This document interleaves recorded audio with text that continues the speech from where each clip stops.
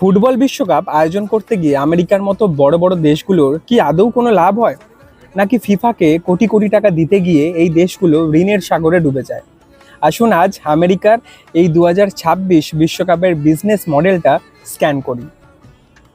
আপাত দৃষ্টিতে মনে হতে পারে স্টেডিয়াম বানানো, সিকিউরিটি আর প্লেয়ারদের পিছনে বিলিয়ন বিলিয়ন ডলার খরচ করে আয়োজক দেশগুলোর ক্ষতিই হচ্ছে।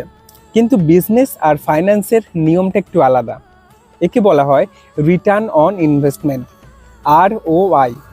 আমেরিকা, কানাডা এবং মেক্সিকো যৌথভাবে এই বিশ্বকাপ থেকে আয় করবে স্পন্সরশিপ, ব্রডকাস্টিং রাইটস এবং টিকিট সেলিং থেকে। কিন্তু আসল খেলাটা হলো ট্যুরিজম এবং ইনফ্রাস্ট্রাকচারে। বিশ্বজুড়ে লাখ লাখ মানুষ যখন খেলা দেখতে আসবে, তখন লোকাল হোটেল, রেস্টুরেন্ট, অ্যাভিয়েশন এবং ট্রান্সপোর্ট বিজনেসের ক্যাশ ফ্লো হু হু করে বেড়ে যাবে, যা দেশের ইকোনমিকে অনেকটা অনেকটা বুস্ট করবে।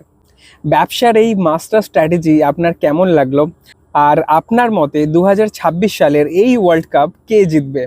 কমেন্টে আপনার প্রেডিকশন জানান, আর রেগুলার বিজনেস ইনসাইট পেতে ফলো করতে ভুলবেন না।